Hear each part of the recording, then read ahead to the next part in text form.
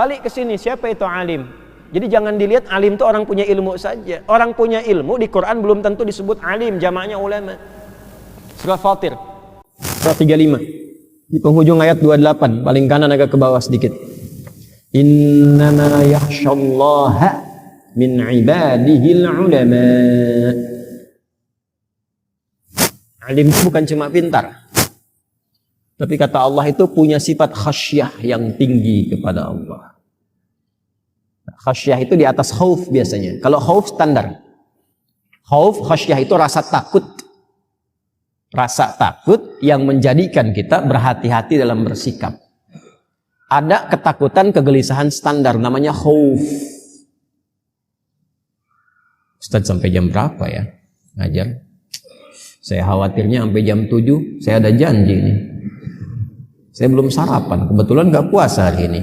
Ya, belum tentu ada snack dari DKM misalnya kan. Itu khauf. Karena khauf nanti temannya lapar. Khauf itu temannya lapar di Quran. Ya, ngajinya banyakin. Quran surah kedua Al-Baqarah ayat 155 itu. Walanabluwannakum bisyai'im minal khauf. Setelah itu apa? Wal ju'.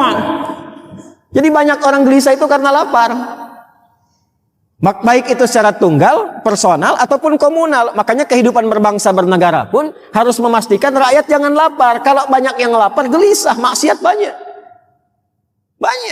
Maka beruntung banyak ulama yang menenangkan. Karena itu ibadah dengan ulama itu didahulukan sebelum rasa lapar. Di surat Al-Quraisy. Li'ilafi Quraisy ilafihim rihlatasy syita'i was-shayf falyabudu rabb hadzal bait alladzi at'amahum min ju'. Stabilitas ekonomi. Jadi kalau banyak yang lapar dan nggak ditenangkan oleh para ulama, gejolak. Gitu. Nah, khauf temannya lapar. Ya itu khauf. Ibu khawatir kok anak biasa jam 7 pulang, jam 7:15 belum pulang, itu khauf. Ya. Ibu khawatir akhir bulan ya, mau ke awal-awal suami belum kasih tanda-tanda ya, misalnya bulanan, itu khauf. Kalau khasyah di atas itu. Sedang enak-enak begini, tiba-tiba ada suara singa di luar. Hah? Suara apa sih? Buka di jendela, singa udah begini. Kira-kira ketika dalam suasana itu apa yang antum lakukan? Lari. Larinya karena takut kan? Itu khasyah namanya. Maka sikapnya beda antara khauf dengan khasyah. Khauf masih agak tenang, masih berpikir ini. Kalau khasyah itu sudah ketakutan yang terdalam sehingga memberikan respon yang tidak biasa. Nah, ada khasyah yang ditarik dalam pengertian positif. Ada orang-orang yang begitu takut kepada Allah. Takut kalau bicara Allah nggak ridha dengan pembicaraannya. Takut kalau berpikir Allah tidak ridha dengan pikirannya. Sehingga dia memastikan semua pikiran, pembicaraannya, sikap dan sifatnya sesuai dengan ketentuan-ketentuan Allah. Karena rasa takutnya kepadanya sebagai penghambaan kepada Allah. Nah, itulah sifat pertama yang dilekatkan kepada para ulama. Bukan hanya ilmunya, tapi khasyahnya. Sehingga ketika mengajar pun bukan sekedar mengajar. Dia takut kalau menyampaikan materi yang tidak Allah sukai, tidak Nabi ridhai. Ibnul Qayyim Al-Jauziyah, itu ada kawan saya dari Al-Azhar. Insyaallah alim beliau. Khasyah, luar biasa. Ngobrol, halus sekali. Keluar lisannya nasihat, tapi halus memberikan informasi. Sampai saya diam, menitikkan air mata. Satu kali beliau kisahkan Ibnu Qayyim Al-Jauziyah mengajar dan jamaahnya banyak. Tiba-tiba beliau termenung dan menangis berdoa kepada Allah. Ya Allah, aku khawatir dengan banyaknya jamaah yang belajar itu. Najjaw wa kama qala yaumal qiyamati wa lam anjah. Aku khawatir mereka yang sukses, mereka yang benar, mereka yang selamat, mereka yang berubah, aku yang tidak lolos. Aku yang gagal. Maka mohon ya Allah, sekalipun dengan kegagalan dan kesalahanku aku mesti dihukum dan diazab, jangan azab aku di hadapan murid-muridku yang belajar. Karena aku khawatir justru azab itu yang mengantarkan mereka pada keselamatan. Sedangkan aku tidak selamat. Jadi antum jangan kira jadi ulama itu begitu mudah, tidak. Godaannya banyak. Siapa yang memastikan niatnya benar untuk mengajar? Siapa yang tahu dia ingin mendapatkan perhatian saja? Dunia saja. Materi, amplop, popularitas. Kadang-kadang berselisih karena ada atau tidak adanya jamaah. Sepi atau ramainya jamaah. Siapa yang tahu? Fitnahnya besar ya akhi. Fitnahnya besar. Nah itu yang menjaga itu semua sifat khasyah. Ada seorang berlimul yang khasyah, yang alim. Itu khasyah itu bukan hanya dalam sholat. Yang ketika sholat khusyuk bacaannya, sujudnya lama. Menikmati bukan itu saja. Ada khasyah dalam mengajar. Ini kisah nyata seorang alim, muridnya banyak. Tiba-tiba ada guru lain yang mengajarnya lebih enak, lebih bagus dalam menerangkan. Sebagian pindah. Ternyata semakin pindah, tersisa cuma 1-2 orang. Allahu Akbar. Itu dari yang jemaahnya banyak, kita bilang ratusan misalnya, tersisa 1-2 orang. Cara mengajarnya tidak berubah.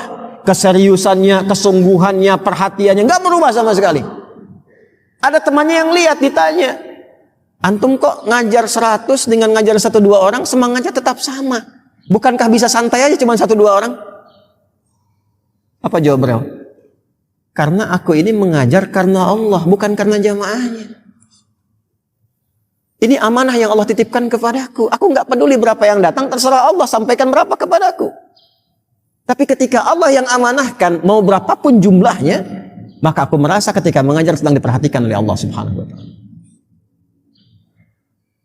Seorang penghafal Quran, sholat Ramadan, di samping seorang tua, sepuh.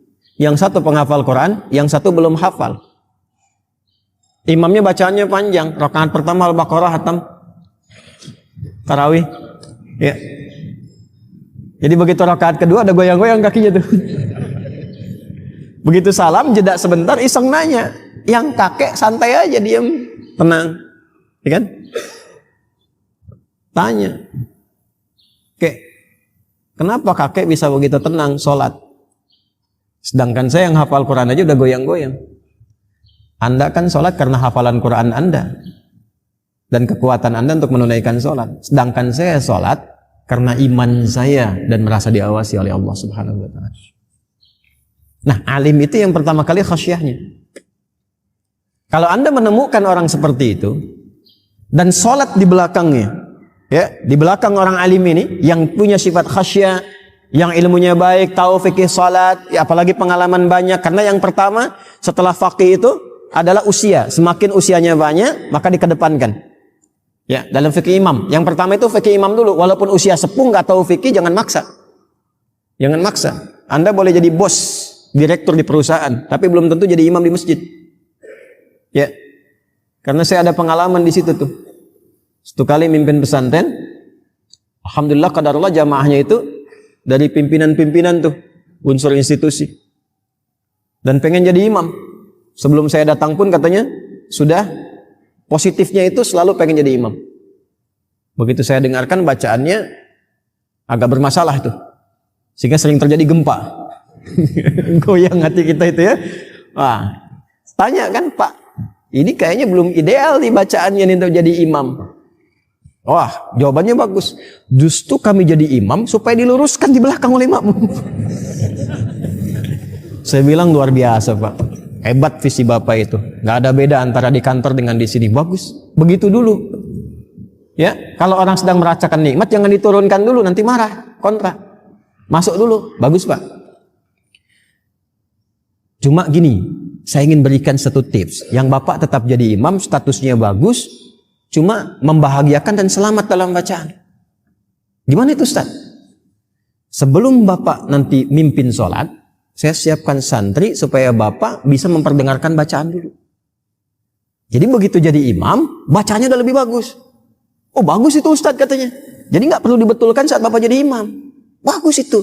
Nah sambil menunggu Bapak belajar itu, Bapak tetap jadi imam, tapi zuhur dan asar dulu. Nggak turun status kan? Ya, karena kan ada sebagian orang yang memang cuma untuk update status aja, ya kan? Tapi yang ini semangat. Saya bilang saya nggak turunkan statusnya. Bapak tetap jadi imam, cuma zuhur dan asar. Silent kan? Nah, nanti untuk yang maghrib isya sambil nunggu setoran, sambil nunggu itu santri ngimamin dulu, sepakat deal. Begitu santri ngimamin, kita ngimamin, terasa lebih enak, jamaah juga nyaman, beliau juga nyaman. Satu kali setelah agak lebih bagus saya tawari, Pak silahkan Pak maghrib ngimamin. Oh udah, kata yang ini aja lebih bagus. Nah, kalau kita mendapati man shalla khalfa imam alimin, siapa yang salat di belakang alim, bukan cuma imam, tapi alim. Ya, khasyah. Kalau kaitan dengan Quran itu tahu hukum, tahu bacaan, tahu makna, khasyahnya tinggi, maka apa yang terjadi? Fa ka'annama shalla khalfa nabiyyin. Maka seakan-akan ia salat di belakang Nabi sallallahu alaihi wasallam. Nanti saya sampaikan maknanya, jangan berhenti sampai sini dulu. Ya. Faka'annama shalla khalfa nabiyyin. Bukan salat di belakang Nabi, tapi seakan-akan seperti salat di belakang Nabi sallallahu alaihi wasallam. Nah, ini ada koma nih. Anda yang pegang kitabnya, tolong garis bawahi ya. Kalau bisa kotakin tuh. Ada koma di situ. Dugaan saya setelah koma itu syarah. Kenapa saya menduga seperti itu? Karena saya telah telusuri riwayatnya. Jadi kalau saya ngaji itu, saya cari ini di kitab mana nih? Adanya di mana nih? Ya, di berapa riwayat? Status hadisnya bagaimana, memahaminya bagaimana. Jadi kita nggak cuma baca begini, terangkan, tidak. Harus tahu ini riwayatnya apa. Ya, teruskan dulu nanti kita gali riwayatnya. Faman shalla khalfa nabiyyin faqad ghufira lah. Orang yang salat di belakang Nabi sallallahu alaihi wasallam bermakmum dan benar niatnya, tulus bermakmumnya, faqad ghufira lahu, maka dia dapat bonus diampuni dosa-dosanya oleh Allah Subhanahu wa taala. Siapapun yang salat di belakang seorang alim yang khasyah kepada Allah, maka seakan-akan seperti halnya ia salat di belakang Nabi sallallahu alaihi wasallam. Siapapun yang salat di belakang Nabi sallallahu alaihi wasallam, maka berpotensi diampuni seluruh dosa-dosanya. Jangan potong sampai sini videonya. Kita selesaikan dulu. Kalau orang khatam belajar hadis, setidaknya memperbanyak referensi-referensi kitab hadis, ini sudah pasti tahu. Sudah pasti tahu nih. Ini hadisnya pasti bermasalah. Artinya dari sanad, bukan dari makna. Ya. Nah, saya telusuri ini, kemudian kita temukan, cuma saya memang belum mencatat tadi itu. Jadi saya kumpulkan di jihaz itu perangkat handphone. Tadinya saya mau menulis, cuma tadi saya agak sedikit tidur jadi mengerjakan yang lain dulu. Kemudian nggak sempat saya tuliskan seperti yang kemarin saya sempat tulis, kopikan. Ini masih saya simpan di handphone. Nanti insya Allah di pertemuan berikutnya saya tuliskan supaya Anda nggak dapat bagiannya. Saya terangkan riwayatnya dari mana ini. Anda berikan keterangan di situ. Bismillahirrahmanirrahim. Ya. Bismillahirrahmanirrahim. Pertama, ini kita lengkapi dulu. Ya. Ini kemungkinan riwayat-riwayat yang sampai secara talaqi terdengar, bercampur dengan syarah dituliskan oleh beliau, tapi beliau pun saya yakin paham, mengerti. Cuma diteruskan kepada kita untuk menjadi informasi. Pertama, man shalla khalfa alimin taqiyyin. Nah, ada tambahan itu. Ya, di sini nggak disebutkan, ya. Makanya tadi saya katakan di awal kemungkinan bercampur dengan apa? Syarah. Man shalla khalfa alimin taqiyyin. Ya. Siapapun yang sholat di belakang alim. Alim itu bentuk tunggal dari ulama. Ulama itu jamaknya. Ya. Siapapun yang sholat di belakang seorang alim, imamnya alim taqiyyin, yang bertakwa. Makanya saya sebut khasyah tadi. Jadi bukan sekedar alim. Alim yang bertakwa. Ya, tambahkan di situ. Man shalla khalfa alimin taqiyyin faka'annama shalla khalfa nabiyyin. Maka seakan-akan ia salat di belakang Nabi sallallahu alaihi wasallam. Teruskan. Auradahu bihadzal lafzi. Riwayat ini bisa ditemukan dengan lafaz yang sama. Ya. Jadi kalau hadis itu kan bisa diriwayatkan dengan lafadznya, bisa dengan maknanya, walaupun lafadznya nggak sama. Nah, lafaz yang seperti tadi dan senafas dengan ini bisa ditemukan di satu kitabnya Al-Mabsut. Saya sudah lihat ini. Ya, Al-Mabsut itu di fikih Hanafi. Di kitab Al-Mabsut karya As-Sarkhasi, Al-Imam As-Sarkhasi juz 1 halaman 42. Ini kan enggak disebutkan sini. Ya, enggak disebutkan. Satu di kitab Al-Mabsut karya Al-Imam As-Sarkhasi fikih Hanafi juz 1 halaman 42. Sudah?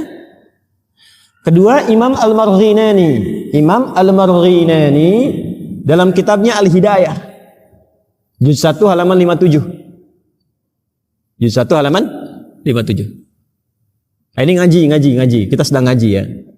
Kalau enggak sedang ngaji detil mungkin ya enggak disebutkan selesai. Tapi Anda enggak tahu ini hadis apa bukan. Ya? Tiga, di kitab Bada'i'us Sana'i karangan Imam Al-Kasani juz 1 halaman 158. Juz 1 halaman 158.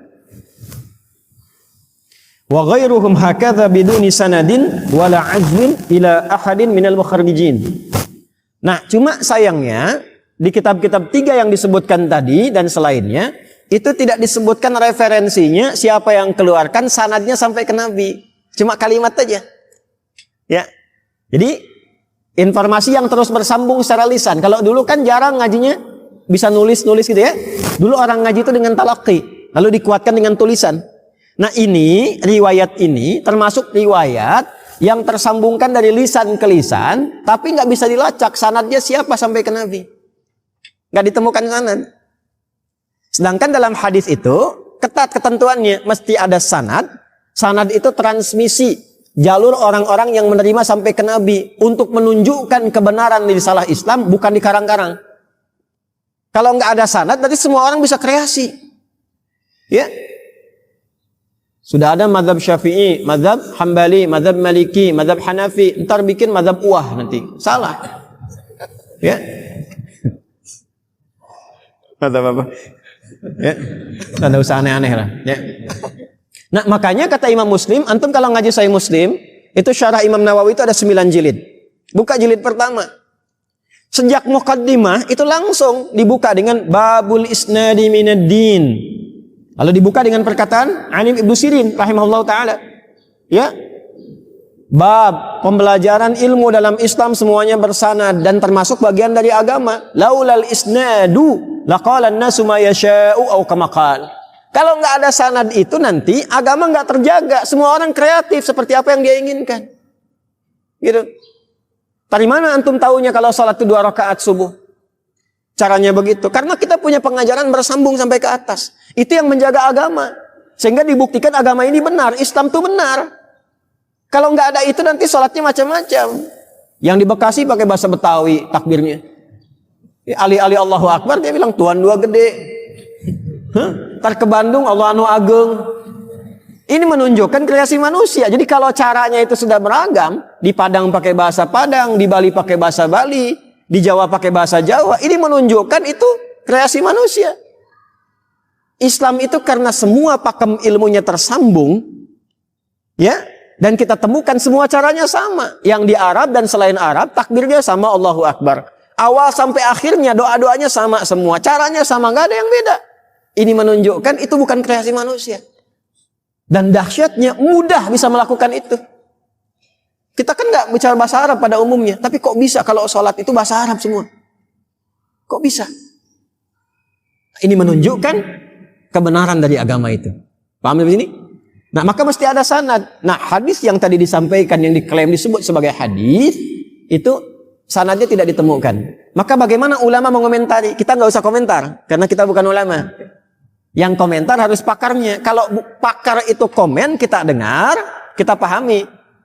Ya, yang bukan pakar nggak usah komen. Sekarang itu banyak yang nggak ngerti masalah pada komen.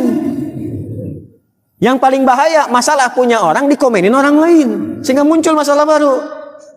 Yang paling repot sedang punya masalah bukan diselesaikan, malah bikin status di komen.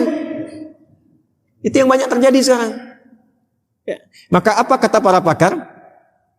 Wal haditsu bihadzal lafzi la yujadu fi syai'in min kutubil hadits. Kata para pakar, hadis dengan lafaz seperti ini kami telah teliti, kami enggak dapati di kitab-kitab hadis satupun. Jelas? Nah, tapi jangan simpulkan dulu, kan belum selesai ngajinya. Lidzalika qala Az-Zailai, karena itu berkata Imam Zailai fi kitabih Nasbur Riwayah, dalam kitabnya Nasbur Riwayah, riwayat yang mantap. Nasab itu menancapkan sesuatu dengan kuat. Bagaimana taunya riwayatnya dengan kuat, dari ilmunya, dari sanadnya, dari macam-macam. Beliau punya kitab namanya Nasbur Riwayah. Juz 2 halaman 26. Ya. Gharibun.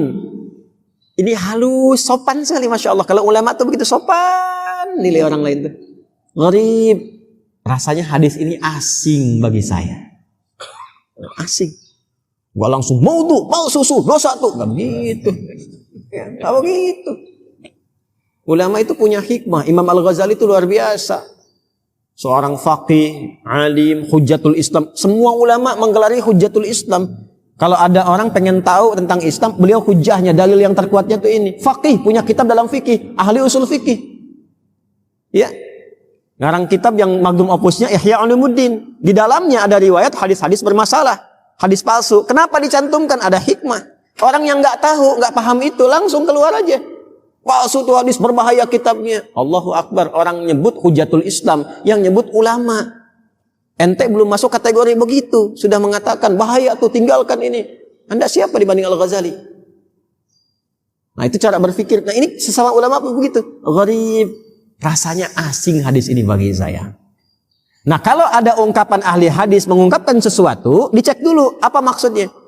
Maka dikatakan wa hadza istilahuhu fi ma la aslalahu minal ahadits. Kata para ulama, kalau Imam Zailai mengatakan seperti itu, maksudnya hadis ini nggak ada asalnya, nggak ada sumbernya yang tersambung ke Nabi. Jelas? Baik. Siapa lagi yang mengecek itu? Ya, ada Ibnu Hajar Al-Asqalani. Ibnu Hajar Al-Asqalani. Ibnu Hajar Al-Asqalani ini itu Masya Allah gelarnya Imamul Hafidh. Imam dalam ilmu hadis dan hafidh. Hafidh itu artinya hafal minimal 100.000 hadis matan dan sanad. Beliau yang mensyarah Sahih Al-Bukhari 16-18 jilid. Nama syarahnya Fathul Bari fi syarah Sahih Al-Bukhari. Dan Syekh Muhammad Hashim bin Asy'ari mengumpulkan 19 kitabnya, dimiripkan judulnya dengan itu. Diberi nama Irsyadus Sari. Ya, punya beliau Fathul Bari. Ini kitabnya Irsyadus Sari nih. Ini. Ya, Irsyadus Sari nih. Irsyadus Sari. 19 kitab. 19 kitab. Dan saya belajar, termasuk menghafal juga. Ya, termasuk menghafal. Ya, dari kitab pertama ada Adabul Alim wal Muta'allim, Risalah Ahlussunnah wal Jamaah, sampai yang keempat An-Nurul Mubin fi Mahabbati Sayyidil Mursalin, terus sampai yang ke-19. Nah, ini beliau punya kitab Ibnu Hajar Al-Asqalani ini, di antara kitabnya yang banyak sekali, beliau menulis 353 kitab. Ibnu Hajar Al-Asqalani. Di antara kitabnya ada yang berjudul Ad-Dirayah, namanya Ad-Dirayah fi Takhriji Ahaditsil Hidayah. Ya, fi Takhriji Ahaditsil Hidayah, bukan Adi Hidayat, ya. Ad-Dirayah fi Takhriji Ahaditsil Hidayah. Kitab Ad-Dirayah, Ad-Dirayah itu menjangkau sesuatu dalam untuk mengecek, ya, untuk mengecek hadis-hadis yang menjadi petunjuk. Di juz yang pertama di halaman 168. Dah? Juz pertama halaman 168. Jadi yang komen pakar hadis semua nih. Ya, kita cuma ikut. Apa kata beliau? Hadis man shalla khalfa alimin taqiyyin fa ka'annama shalla khalfa nabiyyin. Hadis tentang siapapun yang salat di belakang seorang alim yang bertakwa, seakan-akan salat di belakang seorang nabi, apa salat di belakang Nabi sallallahu alaihi wasallam, lam ajiduhu, saya sudah ngecek tapi saya enggak temukan. Maksudnya saya enggak mendapati itu hadis, ya. Nah, sekarang dengan lafaz ini tidak ditemukan nih hadis. Sanadnya enggak ketemu. Maka kenapa muncul di sini? Apa dugaannya? Tuh lihat para ulama.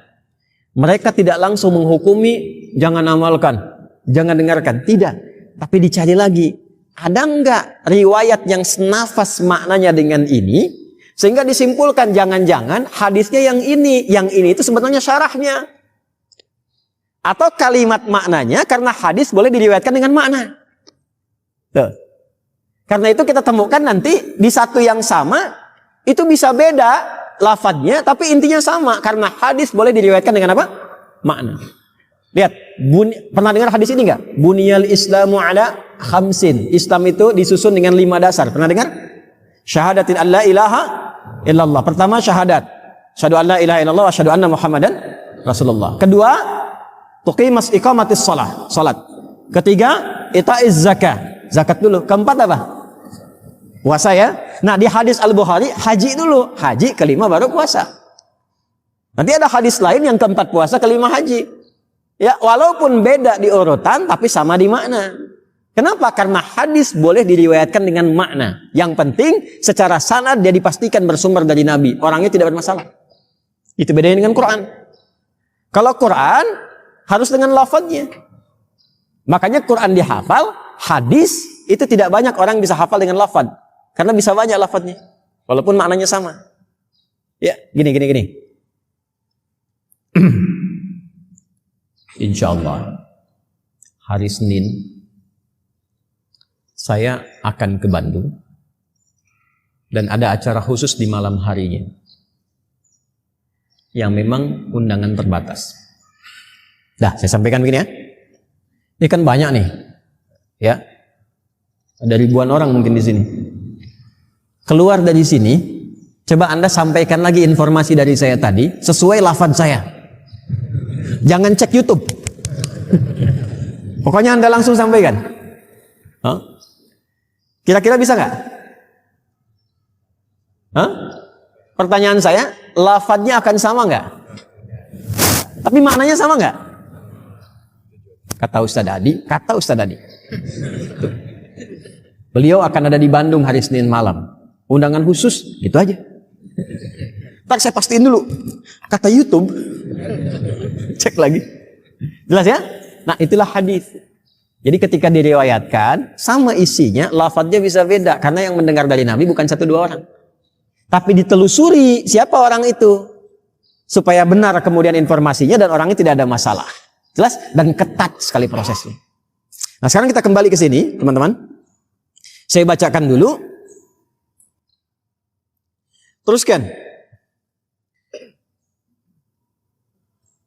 Qauluhu hadzal hadits gharibun laisa fi kutubil hadits. Maka disampaikan bahwa yang selafat dengan ini tidak akan ditemukan di kitab-kitab hadis. Asing, ya, asing. Kemudian waqala Sakhawi fil Maqasidil Hasanah. Imam Sakhawi terkenal sekali pakar hadis, ya, tahu tentang ilmu hadis. Beliau punya kitab namanya Al-Maqasid Al-Hasanah. Halaman 486. Saya lengkap dengan halaman dengan semuanya. Ya. Wa ma waqa'a fil hidayati lil hanafiyyati bi lafdhi man shalla khalfa 'alimin taqiyyin fa ka'annama shalla khalfa nabiyyin falam aqif 'alaihi bi hadzal lafdhi. Kata beliau, kata Imam Sakhawi, saya tidak menemukan satu hadis pun dengan lafaz ini dari apa yang saya ketahui. Intinya, para pakar hadis tidak menemukan dengan lafaz ini yang tercantum dalam kitab-kitab hadis. Maka bagaimana analisis mereka? Nah, wa ma yadhkuruhu ba'dul ulama min syawahida ukhra li hadzal hadits. Nah, ini dia. Maka para ulama ini memutuskan untuk mencari lagi lebih luas. Mungkin ada hadis lain yang senafas dengan ini, ya kan? Sehingga yang viral diriwayatkan itu ternyata syarahnya, pemaknaannya, bukan lafaz hadisnya. Contoh begini. Pernah dengar ini enggak? Idza mata Ibnu Adam, in qata'a sa'iru amali. Jika seorang anak cucu Adam wafat, maka terputus semua amalnya. Illa min thalas, kecuali 3. Pernah dengar? Yang paling viral kan idza mata Ibnu Adam kan? Idza mata Ibnu Adam. Padahal di hadis Muslim ada 9 lafaz. Dari 9 lafaz itu bunyinya begini. Idza matal insanu. Yang kedua, idza matal abdu. Idza matal insan atau idza matal abdu. Jika seorang hamba meninggal atau seorang manusia meninggal, begitu bunyinya. Dan ditafsirkan apa yang dimaksud abdu di sini? Ibnu Adam, semua anak cucu Adam. Untuk menunjukkan bahwa enggak ada manusia pun tinggal di bumi kecuali jalurnya tersambung kepada siapa? Adam alaihissalam. Karena enggak ada manusia kecuali keturunan dari Adam. Kalau ada yang membuktikan atau ingin membuat asumsi manusia berasal dari monyet, dari kera, ya silahkan saja. Itu urusan yang bersangkutan dengan teorinya. Tapi kalau mau digali, tetap ketemunya ke Adam. Ya, makanya disebut Bani Adam. 7 kali disebutkan dalam Al-Quran. Nah, tapi yang viral, idza mata ibnu Adam, bukan idza matal insan. Ya, nah nafasnya masih sama, maknanya sama. Cuma lafaz hadisnya yang ini, tafsirnya yang ini. Cuma yang viral tafsirnya. Kenapa? Karena tadi dasarnya itu, hadis itu tidak menuntut dihafal lafaznya, tapi diketahui maknanya. Karena itu orang lebih paham dengan makna dan tafsir dibandingkan dengan lafaz. Berbeda dengan Quran, karena membaca Quran itu lafaznya ibadah. Setiap hurufnya ada pahala. Karena itu orang hafal sampai ke lafaz-lafaznya. Kalaupun salah, pasti dibenarkan karena dijaga oleh Allah sampai lafaznya. Ya, secara singkat, apa lafaz hadis yang senafas dengan ini yang bisa kita pahami? Di antara hadisnya, qala Rasulullah sallallahu alaihi wasallam, qaddimu khiyarakum tazku salatukum. Kalau Anda sedang menyusun salat berjamaah, qaddimu khiyarakum, maka dorong, majukan yang terbaik di antara kalian. Tazku salatukum, maka salat Anda akan lebih banyak perbedaan manfaatnya, lebih terasa khusyuknya, lebih selamat, lebih jernih, lebih baik rasanya. Maaf, kalau ada orang alim dengan abid, satu ahli ibadah, satu orang berilmu, kira-kira yang terbaik di antara keduanya siapa? Yang berilmu. Karena orang ibadah cuma taklid dengan apa yang dia dapatkan. Orang ilmu tahu bagaimana dia mesti beramal. Dan dia tahu tajwid, tahu tahsin, tahu hukum, tahu khusyuk. Itu lebih bagus. Nah, orang yang terbaik dari yang baik itu disebut khiyar namanya. Khiyar. Dari kata khair jadi khiyarun, jamaknya akhyar. Jelas? Nah, Nabi ada hadis. Hadisnya sahih yang ini. Sahih. Nanti ditemukan di dalam kitab Al-Mustadrak, karya Al-Imam Hakim An-Naisaburi di antaranya. Ya. Nah, siapa Imam Hakim Naisaburi? Nah, kita ngajinya lengkapi lagi. Sampai jam berapa kita nih? Masih ada waktu nggak? Jadi kalau ngaji tuh begitu enak ya, kitab ini gitu. Ini kalau ada kitabnya nanti buka. Al-Azhar kalau ada perpustakaan begitu enak tuh. Ya. Imam Hakim Naisaburi itu dari Naisapur, makanya Naisaburi. Al-Bukhari dari Bukhara. Beliau ini jenius. Beliau mengamati Imam Al-Bukhari itu kan imam hebat. Tapi namanya manusia punya ajal, meninggal juga. Nggak mungkin beliau mengumpulkan semua hadis dari Nabi. Kecuali yang bisa dijangkau oleh beliau sesuai ajalnya, sesuai kemampuannya. Ya, tinggalnya kan di Bukhara, berkelana. Kan nggak mungkin semua tempat bisa disinggahi. Artinya masih ada hadis yang belum dikumpulkan oleh Imam Al-Bukhari. Maka muncullah muridnya Imam Muslim. Merapikan kembali secara sistematis. Makanya Al-Bukhari dengan Sahih Muslim itu sistematikanya sebetulnya lebih ketat Sahih Muslim, lebih mudah, lebih terukur karena muridnya. Kan murid kalau melihat guru, ya kan? Dilengkapi lagi kan? Tapi karena adab tetap didahulukan gurunya, martabat pertama. Makanya antum kalau jadi murid, walaupun lebih pintar daripada guru, tetap beradab. Beradab. Saya ketemu guru saya cium tangannya. Ya. Walaupun guru tuh begitu hormat manggil ustaz, tidak, tetap kita cium tangannya. Anak-anak sekarang saya perhatikan tuh Masya Allah, pintar sedikit sudah menghujat gurunya. Ya. Salaman juga mau begini, gak mau cium tangan. Padahal yang waktu kecil dia dirawat-rawat, diajarin alif bata, dan sebagainya Masya Allah. Udah dewasa, baru hatam sedikit, baru hatam Sahih Al-Bukhari. Ya, sudah membid'ahkan gurunya misalnya. Itu hati-hati, gak berkah nanti. Syekh Nawawi Al-Bantani, kenapa diantaranya bisa sampai sekarang itu? Kitabnya digali sampai di Mesir dan sebagainya. Itu beliau kalau mau datang ikut seperti ini, muhadarah, pengajian, ikut ta'lim, itu sodakoh dulu. Sodakohnya diniatkan supaya Allah tutupi beliau dari aib gurunya. Jadi akhirnya beliau yang dapatkan berkahnya aja. Gak peduli dengan aib gurunya, karena semua manusia punya aib. Nah balik ke sini. Sampai mana tadi itu? Hah? Imam Hakim Naisaburi melihat Imam Muslim pun kan ada masanya. Dengan keterbatasan ajal, selesai Sahih Muslim, siapa yang meneruskan? Maka beliau mencermati metodologi Sahih Al-Bukhari dan Sahih Muslim. Dua-duanya dilihat. Ini bagaimana bisa meriwayatkan hadis. Syaratnya apa? Yang Sahih Muslim syaratnya apa? Ketentuannya bagaimana? Ini dahsyatnya. Dikeluarkanlah metodologi itu, diikuti oleh beliau. Disusulkan kepada metodologi keduanya. dalam bahasa Arab disusulkan, diikutkan disebut dengan mustadrak. Maka diberi nama kitabnya Al-Mustadrak. Saya susulkan isi kitab saya kepada kitab Imam Al-Bukhari dan Imam Muslim, dan saya cantumkan riwayat yang belum diriwayatkan oleh keduanya. Maka kitab ini memiliki syarat yang sama dengan Al-Bukhari dan Muslim. Jadi ngajinya kita perluas. Apa di antara riwayat yang beliau sambungkan? Di antaranya ini. Jadi ada beberapa, 2 sampai 3 riwayat. Ya. Di antaranya qaddimu khiyarakum tazku salatukum.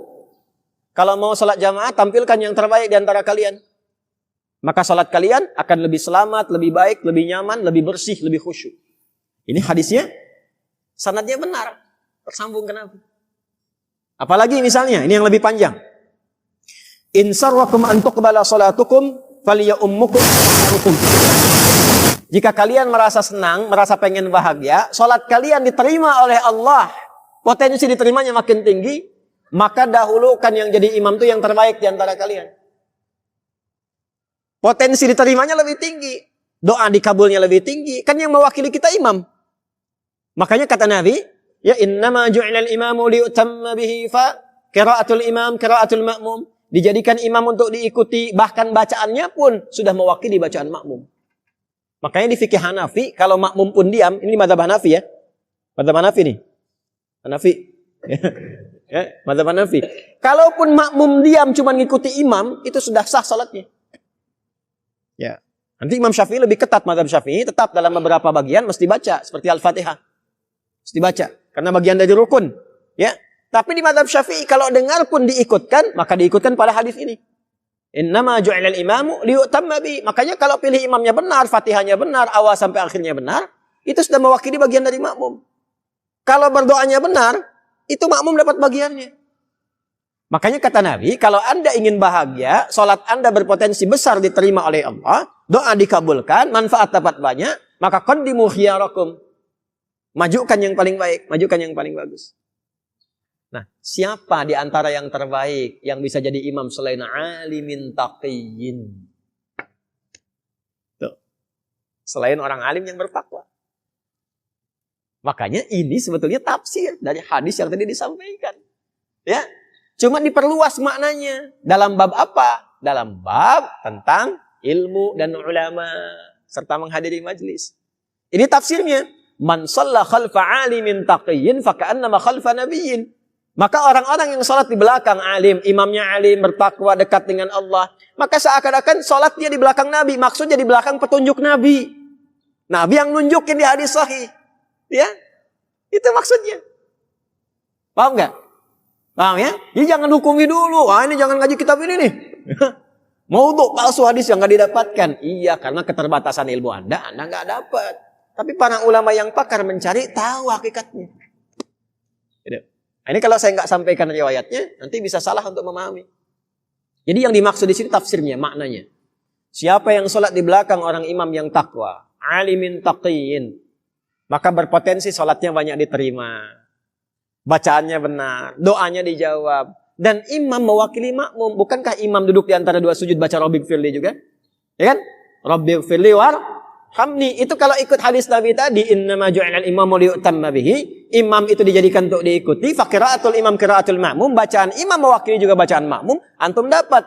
Imamnya orang takwa, orang soleh, dekat dengan Allah. Dia berdoa, dikabulkan. Antum ikut ke situ. Begitu dia mengatakan, Rabbighfirli, ampuni aku ya Allah. Diampuni, antum dapat. Saya dapat, kita dapat. Itu maksudnya. Ya, makanya ada tafsir setelahnya. Faman shalla khalfa nabiyyin, ya faqad ghufira lah. Orang yang salat di belakang Nabi diampuni dosanya. Nabi yang minta. Rabbighfirli, ya Allah ampuni aku. Nabi baca doa, Nabi baca ayat, bahkan ayatnya terkait dengan surga, minta surga. Makmum ikut di belakang, dapat surga. Nabi salat baca tentang ayat neraka, minta perlindungan. Makmum di belakang ikut, dapat terlindung dari neraka. Makanya beruntung salat di belakang Nabi. Sekarang nabinya sudah nggak ada. Dan nggak ada juga wakil nabi. Ini nggak usah datang ke MUI bawa senjata segala gitu ya. Nyambung ke sana itu. Nggak usah aneh-aneh. Ya. Nah sekarang nabi nggak ada juga wakilnya. Tapi nabi kasih kabar ke kita, ada penerus saya yang menjaga semua ajaran saya. Nah yang menjaga keberlangsungan sampai akhir, itu namanya sanad nanti silsilahnya. Siapa orang yang tersanad itu? Masuklah ke hadis lain. Hadisnya di mana? Di Sunan Ibnu Majah, termasuk di At-Tirmidzi. Ditemukan di nomor hadis 222 kurang lebih. Siapa yang meriwayatkan? Sahabat Abu Darda. Hadisnya cukup panjang. Ya, mulai qala Rasulullah sallallahu alaihi wasallam, "Man salaka tariqan yaltamisu fihi 'ilman sahalallahu lahu tariqan ilal jannah." Siapa yang menempuh perjalanan untuk belajar pengetahuan walaupun sedikit, satu ayat, satu hadis, maka dengan alasannya Allah akan untuk meringankan langkahnya ke surga. Hah?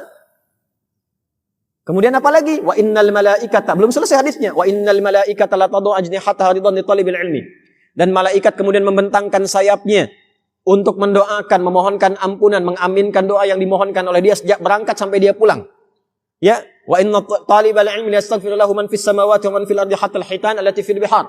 Dan orang yang menuntut ilmu itu kalau ikhlas menuntutnya, maka saat dia berangkat duduk sampai pulang, didoakan, dimohonkan ampunan kepada Allah dari dosa-dosanya oleh seluruh penghulu langit dan bumi yang soleh, yang dekat dengan Allah. Sampai-sampai makhluk Allah di lautan pun mendoakan kepadanya.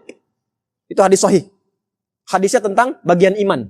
Makanya diletakkan kitabul ilmi setelah kitabul iman di Sahih Bukhari. Kitab Badul Wahyi, kitabul iman, kitabul ilmi. Jadi ada bab-bab tertentu yang dibacanya pakai iman, bukan pakai akal. Kok bisa ikan di lautan berdoa? Ntar kalau udah meninggal, Anda tahu. Ntar kalau udah meninggal, itu bab iman. Dan meninggal aja dulu. Ya, jelas ya? Belum selesai. Lihat ujungnya. Wa innal ulama'a. Kalau sudah belajar, sudah paham, jadilah ulama. Jadi ulama. Khusyuk, tawadhu, wara'. Maka ulama seperti ini warathatul anbiya. Kata Nabi, wa innal ulama'a warathatul anbiya. Dan para ulama itu itulah pewaris para nabi. Nah itu diwariskan secara berjenjang lintas generasi. Makanya kita nggak akan kekurangan ulama. Di zaman Nabi saja, kurang lebih itu sudah ada 122 ulama ahli fikih yang 12-nya ditetapkan oleh Nabi juga, itu bisa berfatwa. Kalau menempat, diberikan tugas oleh Nabi, Nabinya nggak ada di situ, diberikan tugas, itu sudah bisa berfatwa. Di antaranya Mu'adz bin Jabal sebelum dikirim ke Yaman, itu Nabinya masih hidup. Kan dulu belum ada handphone, telepon. Ya Nabi ini ada masalah begini, apa jawabannya? Nggak ada. Ya, mau balik lagi lama dari Yaman, tanya sekarang kembali 6 bulan lagi. Ya, orang udah meninggal. Ya, maka Nabi pastikan, Mu'adz, nanti kamu mendapati gini, ini ada ahli kitab ada begini, ajarkan ini. Nah, saya mau pastikan kalau kamu ditanya jawabannya dari mana? Ya Rasulullah, pertama saya nanti akan cari dalilnya di Quran. Bagus. Kalau kamu belum nyampe ke situ, nggak ditemukan lafadznya langsung atau petunjuknya langsung, dari mana? Dari keteranganmu ya Rasulullah di hadis. Bagus.